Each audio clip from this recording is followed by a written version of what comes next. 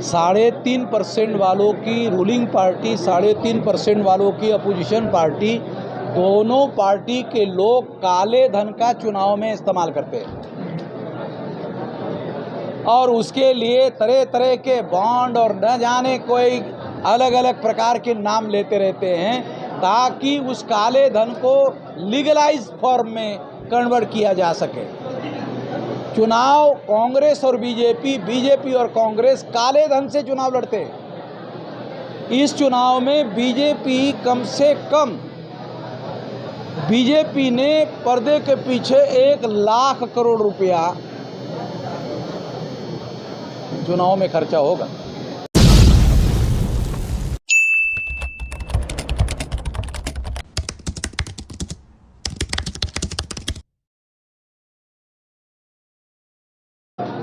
ये सर एक सवाल ये महत्वपूर्ण सवाल है सर कि एक तरफ ईवीएम हटाओ अभियान पूरे देश में हल्ला मचाए हुए हैं, वही दूसरी तरफ के द्वारा इलेक्ट्रॉनिक कार्ड का मामला भी काफी गर्मी में है। तो ये दोनों घटनाओं का जो आपस में संबंध आपको होता है? देखो, इस देश में 3.5% वालों की रूलिंग पार्टी, 3.5% वालों की अपोजिशन पार्टी, दोनों पार्टी के लोग काले धन का चुनाव में इस्तेमाल करते हैं और उसके लिए तरह तरह के बॉन्ड और न जाने कोई अलग अलग प्रकार के नाम लेते रहते हैं ताकि उस काले धन को लीगलाइज फॉर्म में कन्वर्ट किया जा सके। चुनाव कांग्रेस और बीजेपी और कांग्रेस काले धन से चुनाव लड़ते हैं। इस चुनाव में बीजेपी ने पर्दे के पीछे 1 लाख करोड़ रुपया चुनाव में खर्चा होगा। उसमें सबसे ज़्यादा पैसा मीडिया वालों को दिया जाएगा। आप वाला मीडिया नहीं, ऑर्गेनाइज्ड मीडिया जो मोदी की जय जयकार करने का काम करेगा और चुनाव के पहले ही घोषित कर देगा कि 400 पार सीटें मिलेगी। मोदी, वो जो मीडिया है वो कहेगा। और फिर ईवीएम में घोटाला होगा, घोटाले से वो 500 पार भी कर सकते हैं और फिर 400 पार मिलने के बाद कहेंगे हमने तो पहले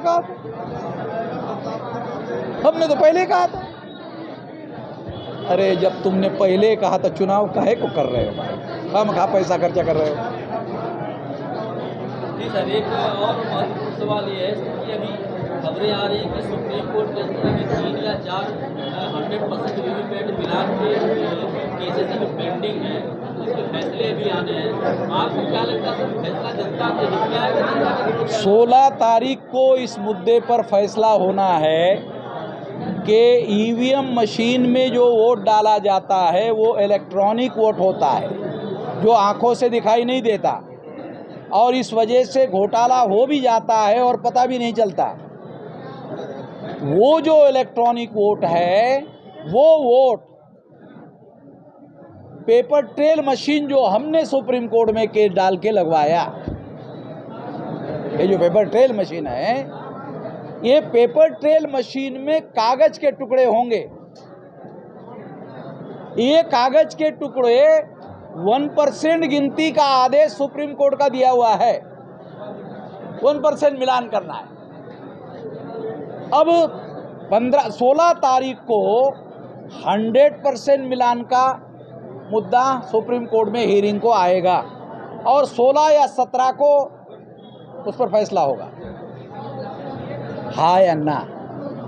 2 ही मुद्दा है।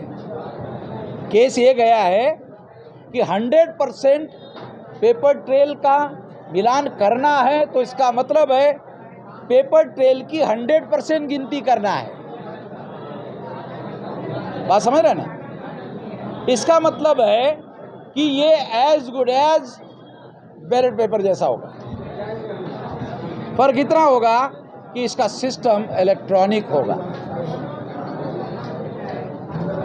ये है हमारा कहना। ये है कि जब आप एज गुड एज कर रहे हो तो फिर बैलेट पेपर ही क्यों नहीं कराओगे?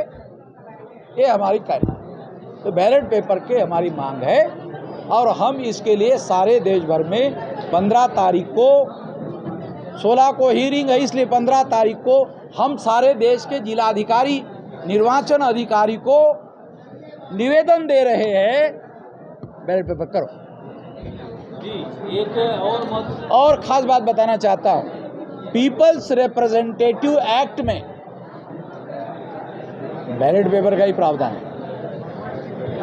थोड़ा बहुत ईवीएम से चुनाव आयोग कर सकता है, मगर थोड़े बहुत को वो 100% तक लेके गए। कंपल्सरी नहीं है। हाँ, ये कर दिया उन्होंने। ये बात हम लोग उठा रहे हैं। सर, एक सवाल ये है कि जिन लोगों को पब्लिक से वोट लेना है वो लोग ईवीएम पर बिल्कुल भी चुप है, जिसको विपक्षी दल बोले जाते हैं, और बड़े पैमाने पर ये देखने में आ रहा है कि लोग कूद करके बीजेपी में शामिल हो रहे हैं। अभी बीएसपी से भी कुछ लोग कूद करके बीजेपी में शामिल हो गए। सर, इसको कैसे देखते हैं? देखो, इस समय आरएसएस भाजपा की रणनीति क्या है कि आरएसएस भाजपा के इशारे पर ही हो रहा है। वो क्या हो रहा है कि आरएसएस भाजपा ने इस तरह से रणनीति बनाई। नहीं, वो सब मोदी कर रहा है, हम नहीं कर रहे। जो कर रहा है वो मोदी कर रहा है। ये मोदी पार्टी को तोड़ करके ला रहा है, मोदी ही सब कुछ कर रहा है, हम नहीं कर रहे। आरएसएस वाले उसको ऐसा करने के लिए अब करो। क्यों? तीसरी बार चुनाव लड़ रहे हो, तीसरी बार भारत की जनता किसी को भी चुनाव जीतने में मदद नहीं करती है। अब आप देखेंगे इस चुनाव में ऐसा कहीं पर भी जोश नहीं है जैसा 2014 में मोदी के फेवर में था, 2019 में भी थोड़ा बहुत था। अब की बार कहीं पर भी किसी प्रकार का बीजेपी और मोदी के फेवर में कोई भी माहौल नहीं है, कोई उत्साह नहीं है। तो इसलिए उन्होंने कहा कि जो थोड़ा बहुत मजबूत वाले लोग हैं ना, कांग्रेस के, अपोजिशन के, वो तोड़ ताड़ करके लाओ, उनके भी वोट थोड़ा मिला लो तो शायद तुम्हारी नैया पार हो जाएगी। इसके लिए सारा खेल हो रहा है। सर, एक सवाल सर, और बहुत ही महत्वपूर्ण सवाल है जिसका समाज पर काफ़ी गहरा असर पड़ रहा है कि जो सोशल मीडिया, मीडिया के नाम से जाना जा रहा है, विभिन्न तरीके के प्रतिबंध लगाकर सरकारी स्तर पर या तो चैनल डिलीट कर दिए जा रहे हैं, मोनेटाइजेशन बंद कर दिए जा रहे हैं। सर, इस पर क्या बोलेंगे सर आप? इसका जो SC ST OBC के लोग सोशल मीडिया चला रहे हैं, उनको जल्दी से जल्दी संगठन बनाना चाहिए और संगठन बनाकर इसके विरोध में आंदोलन करना चाहिए। सोशल मीडिया के लोगों को इसमें अगर मेरी कोई मदद चाहिए, वो मदद करने के लिए मैं तैयार हूँ।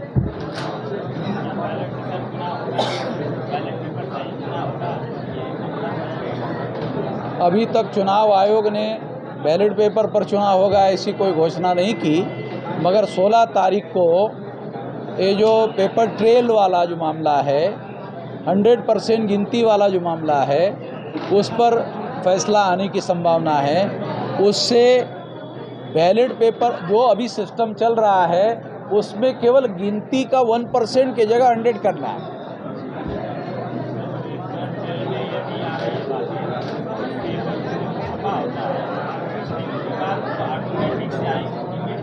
इसलिए अभी ये भी डिमांड हो रही है, कांग्रेस के एक चीफ मिनिस्टर मध्य प्रदेश के, अभी मुझे उनका नाम याद नहीं है, उनका कहना है कि जो वोटर वोट डालने के लिए जाएगा उनको वो पर्ची जो वो बटन दबाने के बाद दिखता है, वो पर्ची निकालकर उसके हाथ में दिया जाए और उसके हाथ में देने के बाद उस पर थंब लगाया जाए। थंब लगाने के बाद वो बैलेट बॉक्स में डाला जाए। डालने के बाद में फिर उस कागज़ की, थंब लगी हुए कागज़ की गिनती होनी चाहिए। ये ex chief minister Madhya Pradesh का दिग्विजय सिंह, उसका कहना है। एक कांग्रेस का चीफ मिनिस्टर आम आदमी है, उसका कहना है। और उसका कहना है तो इसका मतलब है उसको कुछ मालूम है। मुख्यमंत्री रहा हुआ आदमी, इसका मतलब उसको कुछ मालूम है। और वो ऐसा कह रहा है और कांग्रेस के लोग भी ऐसा कह रहे हैं कि कोई गड़बड़ी होने की संभावना है।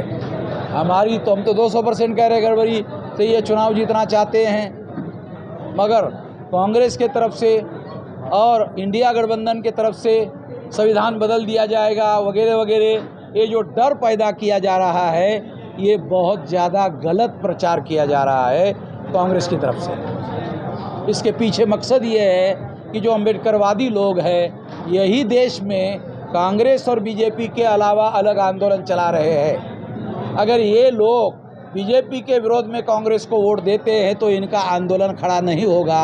इसलिए संविधान खतरे में, संविधान खतरे में, संविधान खतरे में कांग्रेस के लोग कर रहे हैं। इमरजेंसी तो कांग्रेस ने लगाई थी ना, बीजेपी ने तो नहीं लगाई थी संविधान को खतरे में डालने का काम।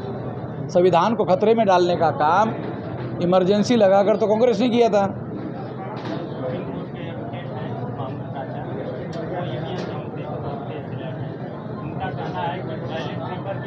वो 2 साल पहले से लड़ रहे मोहम्मद प्राचा, मैं 2013 से लड़ रहा हूँ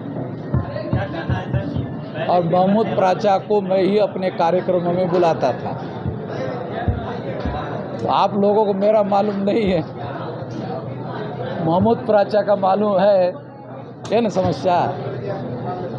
नहीं, महमूद प्राचा तो सर वैसे भी आपको अपना गुरु लगता है। चलो गुरु मानते हैं, मगर मैं इनका बोल रहा हूँ, मैं इनको बता रहा हूँ। ये महमूद प्राचा की बात कह रहे हैं, मैं इनको बता रहा हूँ महमूद प्राचा को जगाने का काम मैं नहीं किया। कैसे? उनको मैं अपने कार्यक्रम में सुप्रीम कोर्ट का लॉयर के तौर पर बुलाता था। काहे के लिए बुलाता था? कि भाई आप लीगल पोजीशन बताओ, बाकी लड़ाई का काम ना मैं देखता हूँ। ओके सर, बहुत बहुत धन्यवाद। धन्यवाद। लीजिए।